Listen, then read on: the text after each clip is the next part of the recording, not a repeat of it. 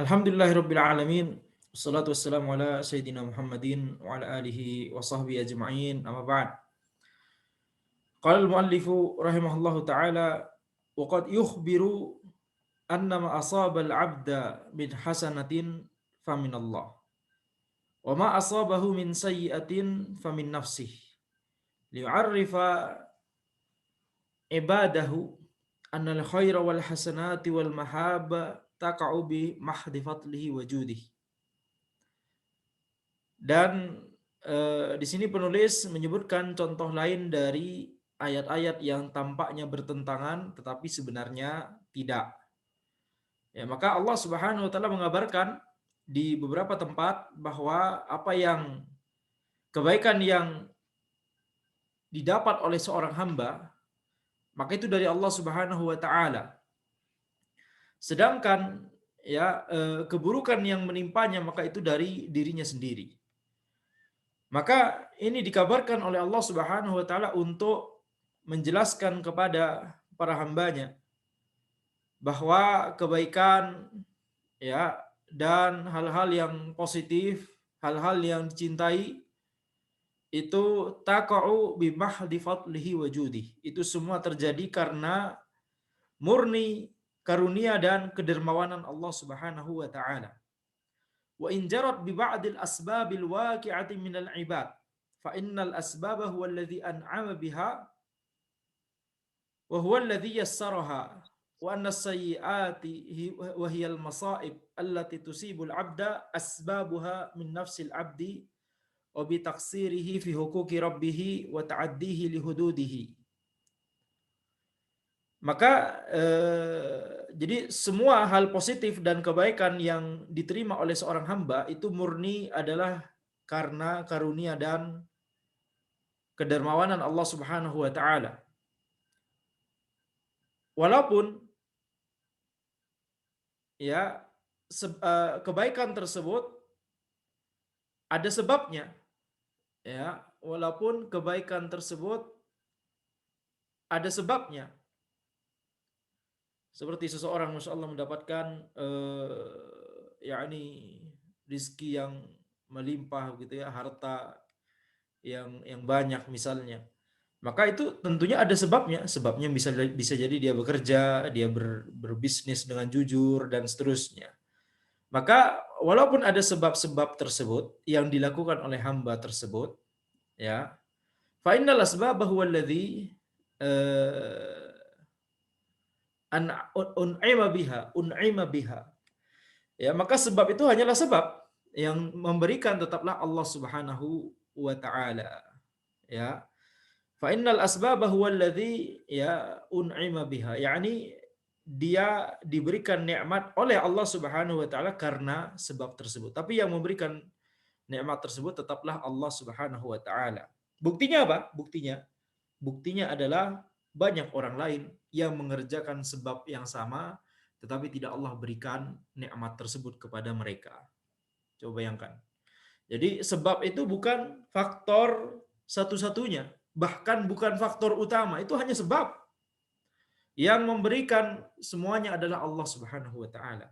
Dua orang mengerjakan sebab yang sama, bisa jadi hasilnya berbeda. Dua orang belajar buku yang sama, bisa jadi pemahamannya berbeda. Dua orang mengerjakan ya pekerjaan yang sama, bisa jadi keuntungannya berbeda. Menjual barang yang sama bisa jadi profitnya berbeda.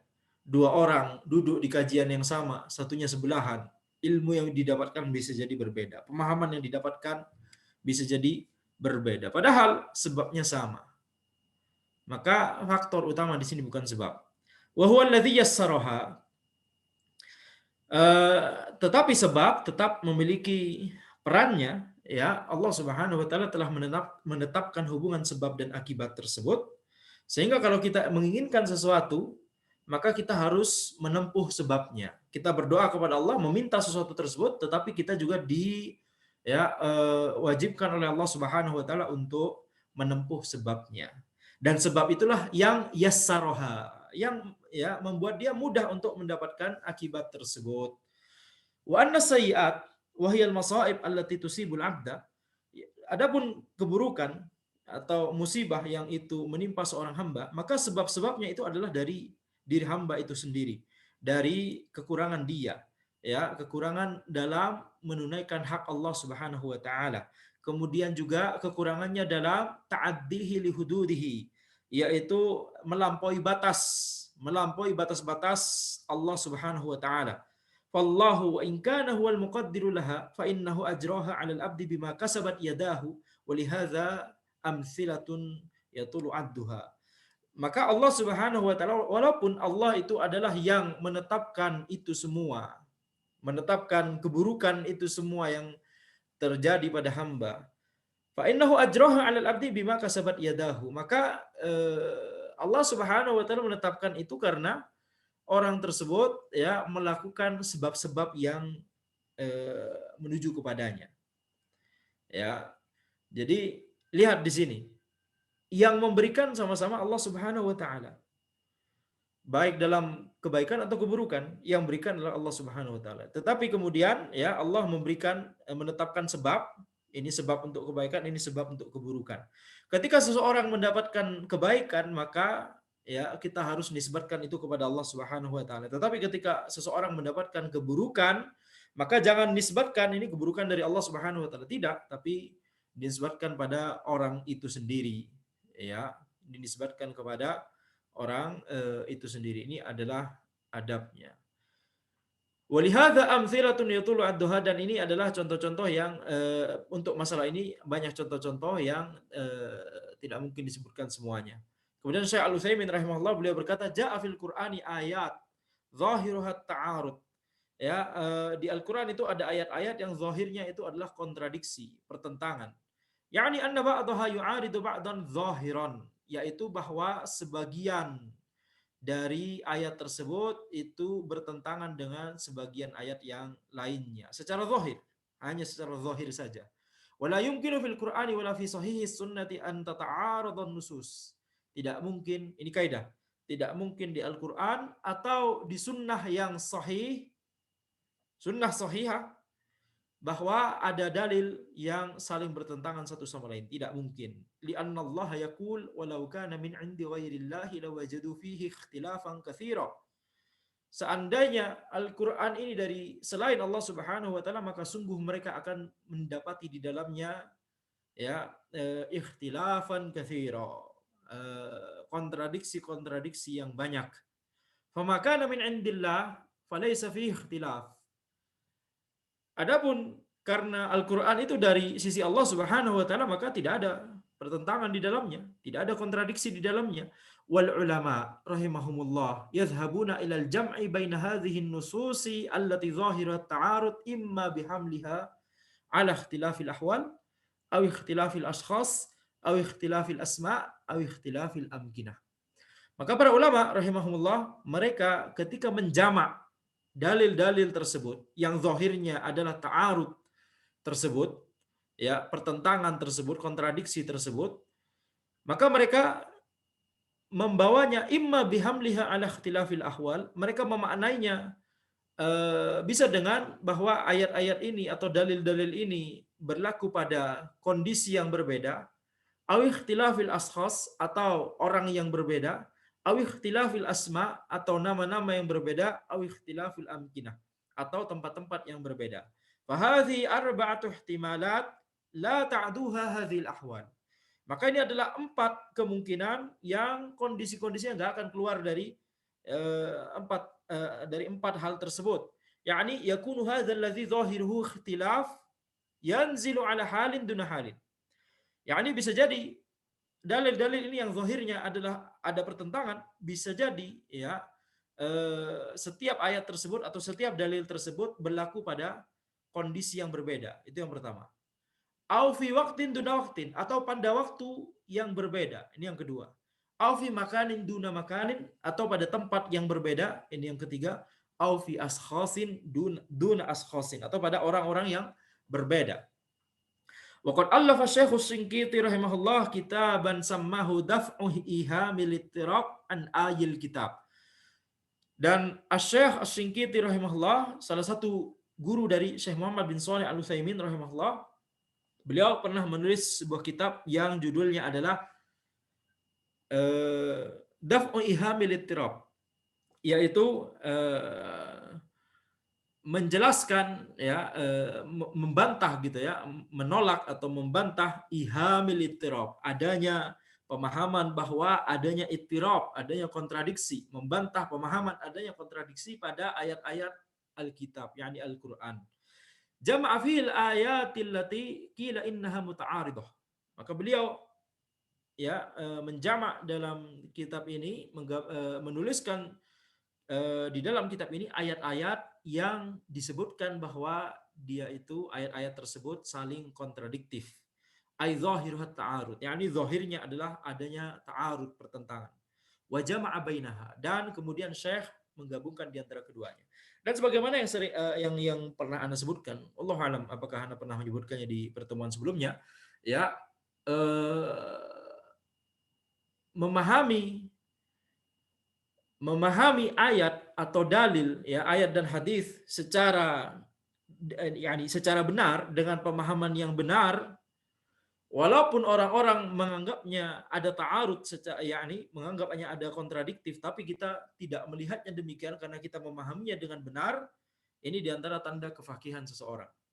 Tanda kefakihan seseorang adalah ketika dia ya bisa memahami apa makna yang dimaksud dari ayat-ayat yang disebutkan oleh orang-orang ini kontradiktif. Ya. Dan di antara banyak syubhatnya seseorang adalah ketika dia semakin banyak dia melihat adanya kontradiktif antara ayat dan hadis tanpa dia menyelesaikan kontradiksi tersebut, tanpa dia menjelaskan bahwa ini hanya kontradiksi secara zahir saja karena pemahaman kita yang sebelumnya rendah saja, begitu ya. Maka ini tanda kefakihan dan tanda banyaknya syubhat seseorang bisa dilihat dari masalah bagaimana dia menyikapi atau bagaimana dia melihat apakah ada ta'arud dalam Al-Qur'an dan Al-Hadis atau tidak. Wal jama' qad yakunu mutakallafan wa ba'idan. Dan menjamak ayat-ayat tersebut bisa jadi mutakallaf dan ba'id, bisa jadi terlalu jauh. Ya ini kelebihan. Ada orang yang berusaha untuk menjamak ayat atau menjamak hadis atau ayat dan hadis begitu ya. Kemudian menjamaknya itu terlalu jauh, terlalu memaksakan diri. Ini juga merupakan ya kesalahan. Waqad yakunu qariban hasaba ma yuwaffaqul insanu lahu. Dan bisa jadi itu qarib, itu bisa jadi itulah yang benar ya, berdasarkan apa yang taufik yang diberikan oleh Allah Subhanahu wa taala kepada seseorang, dan inilah yang benar. Yang benar adalah menjamak itu tidak boleh terlalu jauh, tidak boleh terlalu ba'id ya, sehingga akhirnya mentakwil terlalu jauh, tidak demikian. Ya, maka mentafsir Al-Qur'an juga ada kaidahnya. Baik. Wal muhim anna ladaina qa'idah thabitah rasikhah wa hiya anna al-Qur'ana la yumkinu ay ta'arud li'anna at-ta'arud ma'nahu daf'u ba'dihi bi ba'din.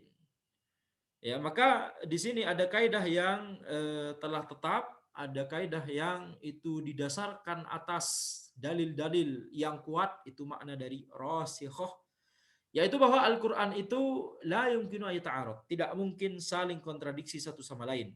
Karena kontradiksi itu maknanya adalah ya sebagian ayat membantah sebagian ayat yang lain. Wa hadza la yumkin, dan ini tidak mungkin. Li'annahu kalamun min indillahi azza wajal. Karena Al-Qur'an itu adalah kalam dari Allah azza wajal, kalamullah. Wal muallif rahimahullah dzakara amthilatan katsiratan min hadzal naw'i wa dzakara kaifa yajma'u baina hadhil ayati allati dhahirat ta'arud. Dan penulis rahimahullah menyebutkan contoh-contoh yang banyak untuk jenis ini, untuk contoh kaidah ini ya. Dan beliau menjelaskan bagaimana cara menggabungkan antara ayat-ayat tersebut yang zahirnya itu adalah adanya kontradiksi. Kemudian penulis memasuki kaidah ke-13, tariqatul Qur'ani fil hijaj wal mujadalati ma'ahlil adyan al-batilah. Metode Al-Qur'an dalam berhujjah dan dalam ya berdebat dengan ahlil adyan al-batilah, dengan ya orang-orang yang beragama dengan agama yang batil.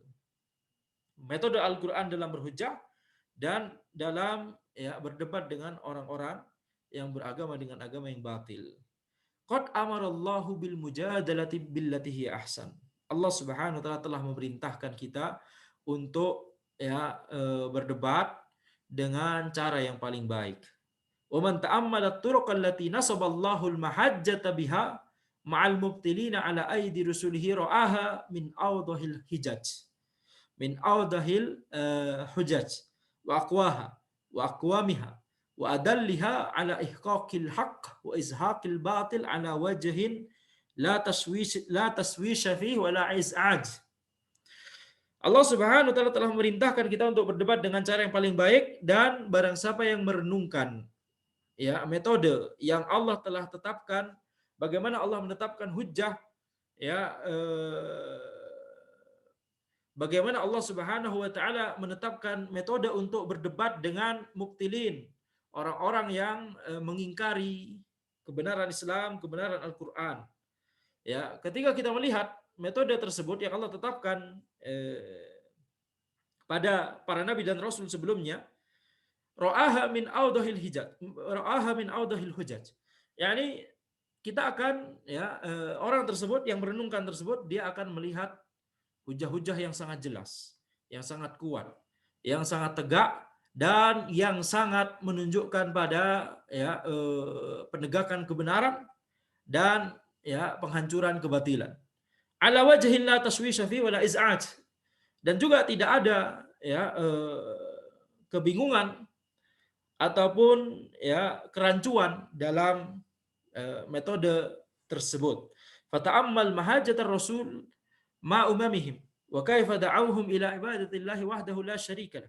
Maka renungkanlah bagaimana para rasul berhujjah kepada umat-umat mereka masing-masing.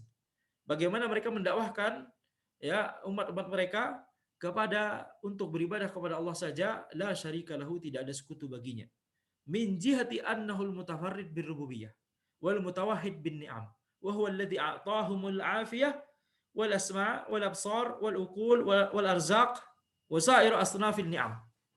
Maka lihatlah bagaimana para rasul menjelaskan hujjah-hujjah, yakni bahwa Allah Subhanahu wa taala adalah zat yang satu-satunya yang memiliki sifat rububiyah, dan satu-satunya zat yang memberikan nikmat, dan satu-satunya zat yang memberikan umat-umat, memberikan seluruh manusia kesehatan, pendengaran, penglihatan, akal, rizki, dan seluruh bentuk-bentuk nikmat yang lain. Kama annahul munfarid bidaf'in niqam, sebagaimana Allah Subhanahu wa taala juga satu-satunya zat yang bisa menghindarkan seseorang dari berbagai musibah.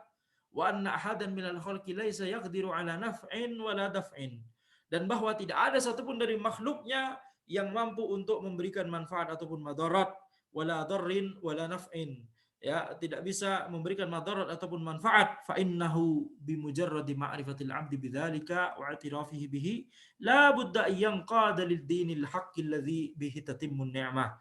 Maka hanya sekedar bimujarradi ma'rifatil 'abdi bidzalik, hanya sekedar ketika seorang hamba itu mengetahui hal-hal yang barusan disebutkan, hanya sekedar pengakuannya pada hal-hal tersebut, yakni ini berarti masuk dalam tauhid rububiyah Allah, meyakini bahwa Allah adalah satu-satunya zat yang menciptakan, yang memberikan rizki, yang memberikan nikmat, yang memberikan manfaat, yang menghalangi manusia dari madarat dan seterusnya. Maka ini adalah tauhid rububiyah, inti dari tauhid rububiyah secara global.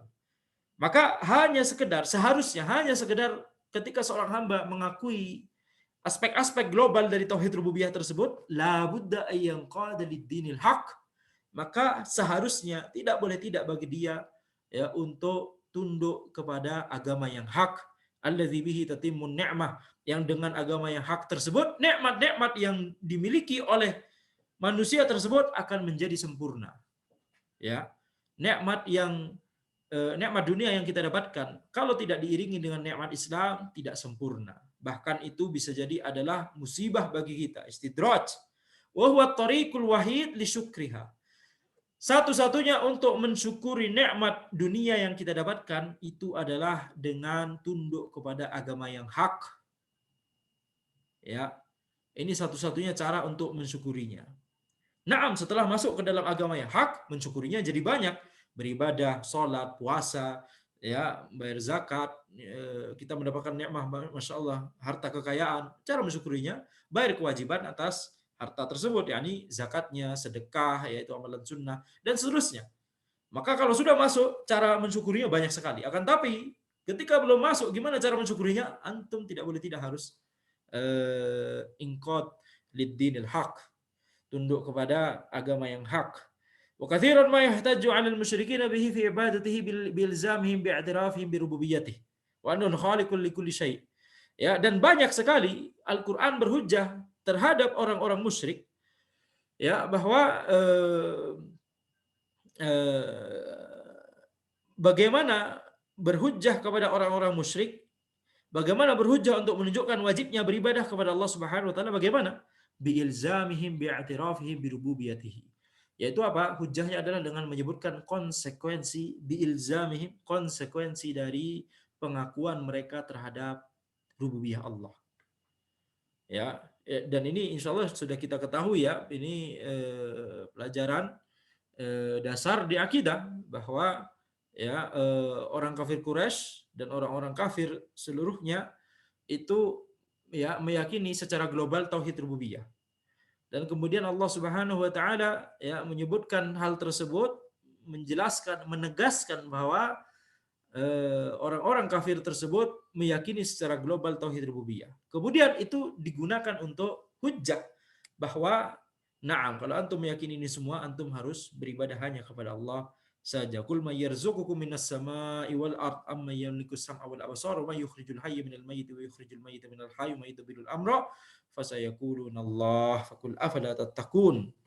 Ya, maka katakanlah siapakah yang memberikan engkau rizki dari langit dan bumi? Siapakah yang mengeluarkan yang hidup dari yang mati, mengeluarkan yang mati dari yang hidup? Siapakah yang menguasai pendengaran dan penglihatan? Siapakah yang mengatur alam semesta? Ya, mengatur perkara-perkara di alam semesta? Fasayaquluna Allah. Maka sungguh mereka akan berkata Allah Subhanahu wa taala. Faqul afala tattaqun.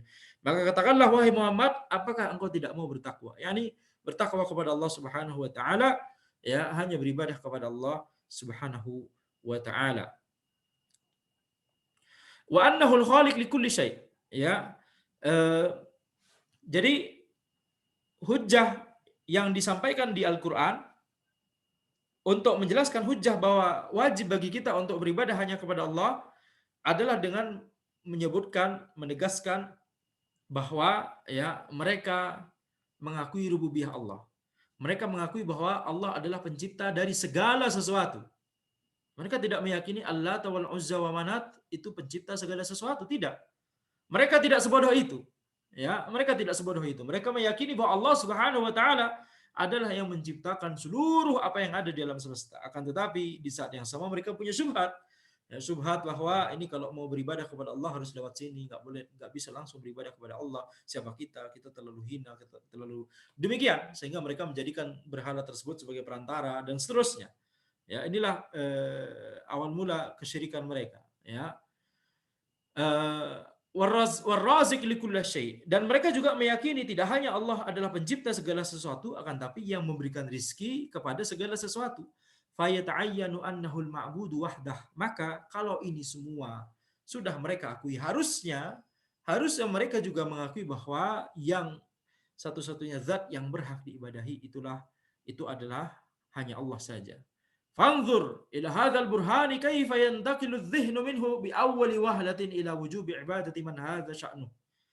Maka lihatlah bagaimana hujjah ini, burhan ini, dalil ini. Kaifa yantaqilu adh-dhihn minhu bi awwali wahlah.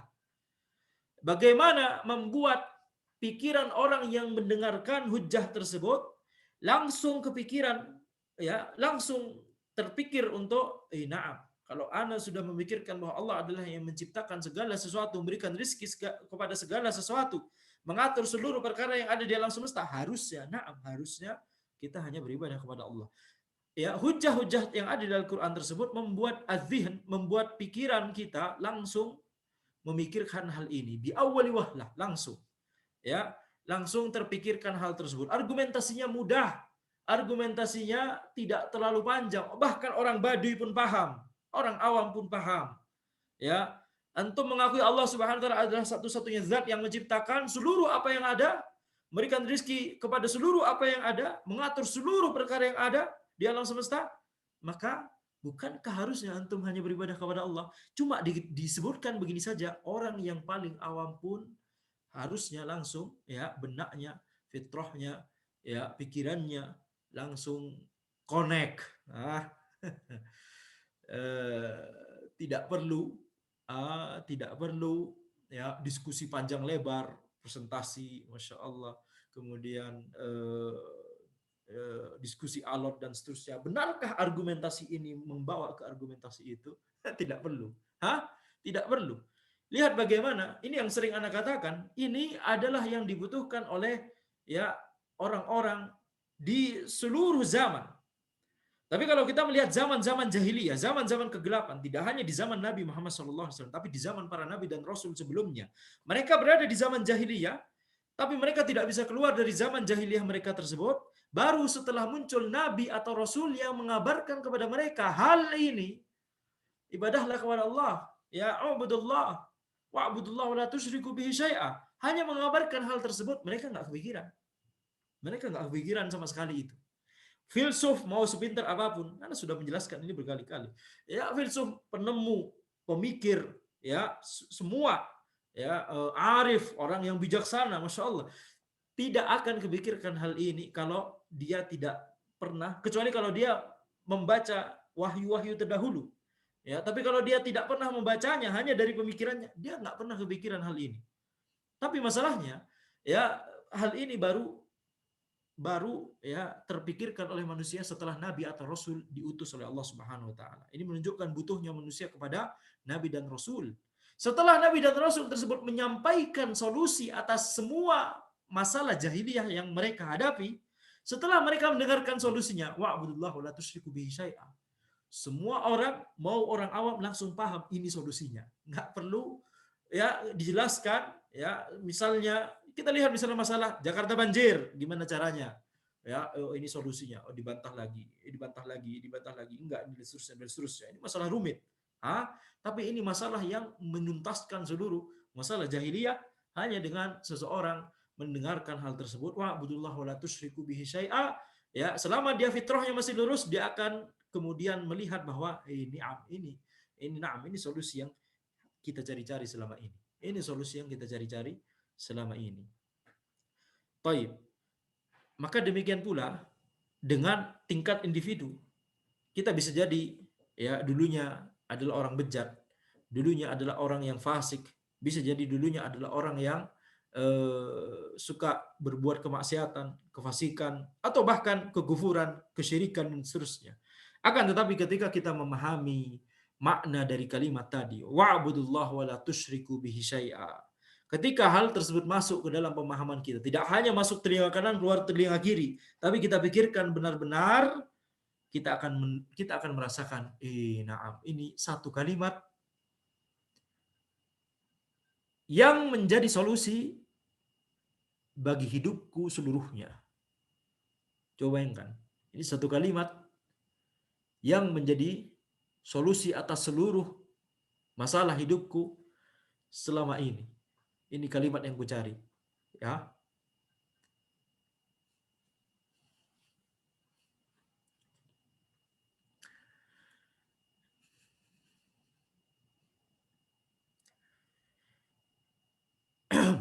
Maka lihatlah bagaimana dalil yang ada di Al-Quran tersebut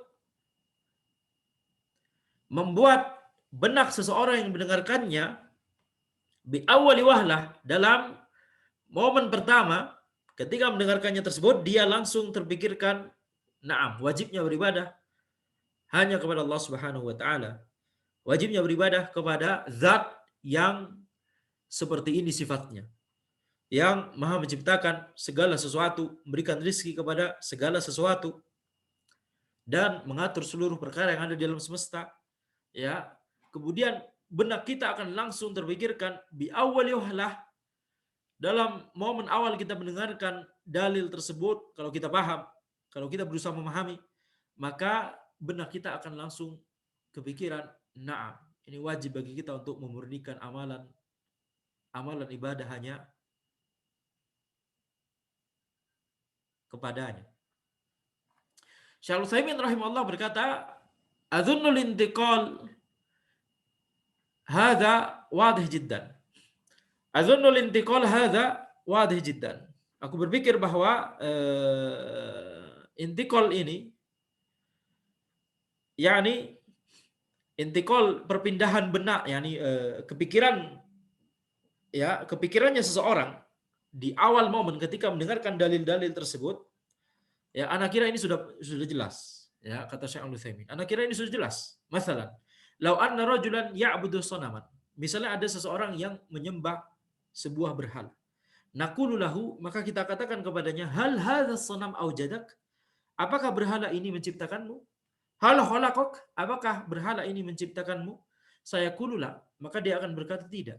Hal huwa alladhi yarzuquka wa yu'afika wa yadfa'u ankan niqam? Apakah berhala ini yang memberikan engkau rizki dan memberikan engkau kesehatan dan menghalangi engkau dari berbagai musibah? Saya kulula, maka dia akan berkata tidak. Mana alladhi yaf'alu dzalik? Maka kita katakan kepadanya, siapakah yang melakukan itu semua? Saya kulu Allah. Dia akan berkata Allah. Fa'idha qala inna dzalika huwallah kulna idzan yajibu 'alaika alla ta'budu illallah. Ya. Maka kalau dia berkata bahwa yang melakukan itu semua adalah Allah Subhanahu wa taala, maka kita katakan kalau begitu maka wajib bagimu untuk tidak beribadah kecuali hanya kepada Allah Subhanahu wa taala. Ma dumta ta'tarif anna an-ni'am allati amaddaka Allahu biha wan niqam allati dafa'a Allahu anka qabla an tusibak wa rafa'aha anka ba'da an asabatka. Selama engkau mengakui bahwa nikmat-nikmat yang Allah berikan untukmu dan musibah yang Allah hindarkan darimu sebelum musibah tersebut menimpamu, ya, selama engkau mengakui bahwa yang melakukan ini semua adalah Allah, selama engkau mengakui bahwa Allah rafa'aha anka ba'da an asabak, yakni mengangkat musibah setelah musibah tersebut menimpamu, madum ta'tarifu annaha minallah, selama engkau mengakui bahwa itu semua dari Allah, fa innal wajiba 'alaika alla ta'budu illa iyyah, maka wajib bagimu untuk tidak beribadah kecuali hanya kepada Allah Subhanahu wa taala. Wa adunnu hadza wadih jiddan, dan aku berpikir bahwa ini adalah sudah jelas, ya. Wa li hadza yaqulu Allah azza wa jalla